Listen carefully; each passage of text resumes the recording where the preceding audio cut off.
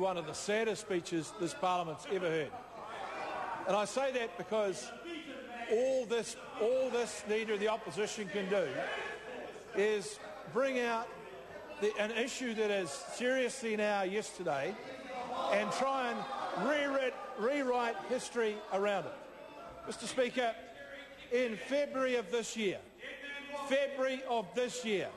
the Honourable Phil Goff was saying, I think most New Zealanders want to see balance. They want to see some areas of less sensitive conservation area available to environmentally sensitive mining. That's Phil Goff in February of this year. He further went on in February of this year to say, well, I think there is scope in some conservation land to extract minerals if you do it without damage to the environment. And we did that, he said, in the national park known as the Paparoa with the Quake River coal mine. Mr. Speaker, this man is grasping at whatever straw he can to try and impress his colleagues rather than speak directly to the people of New Zealand. It is utterly absurd for the Leader of the Opposition to say that because the government took heed of public opinion, took heed of what they learnt in a discussion document, somehow represents a massive failing of leadership.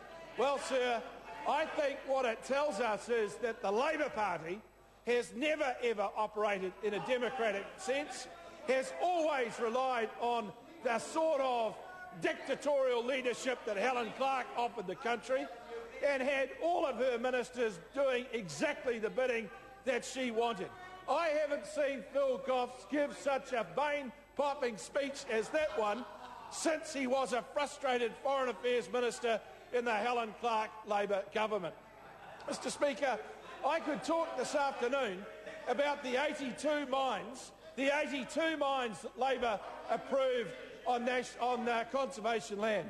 I could talk about the one mine they approved on Schedule 4 land. But I want to talk about the real issues that worry New Zealanders, and that's about the cost of living and their place in the economy.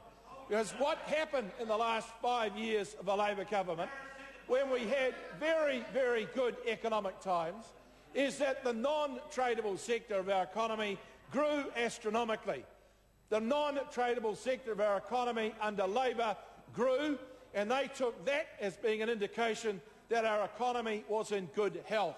Mr. Speaker, the purchasing power of New Zealanders' dollars fell under a Labor government. We had a decline in exports of 5% per year for the last 5 years of that Labor government. And all the time they talked about, let's do things on a sustainable basis, let's have an export year, let's have all sorts of task force for this, committees for this, let's talk, let's talk, let's talk. Well, sir, this is a government that will do things. This is a government that's not afraid to go out there and say to New Zealanders, what about this idea? And if they reject them, they reject them. If they accept them, they accept them.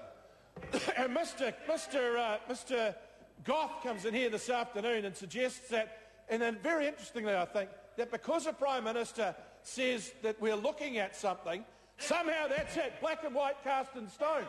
Well, Mr. Speaker, that's the sort of legacy that they want to re-inflict on New Zealanders. The dictatorial, listen to no one, know what's best approach. Mr. Speaker, I think the pathetic efforts by the Leader of the Opposition this afternoon to sort of say that our ministers were better than your ministers shows that they are still a party in total denial, that they do not recognise that there is a new style of government in this country, a new style of government that does not mind asking people what they think and then, in fact, acting on that advice. That's not unreasonable. That's why you have a democracy, Mr. Speaker. I think the other thing that struck me in that speech, Mr. Speaker, was the way in which the poor old Mr. Goff's friends, I was going to call them their opponents, but his friends in the caucus had their heads down, quite embarrassed and completely unable to show the animated support one would expect for a leader. That's what I think is bad. The Honourable David Cunliffe.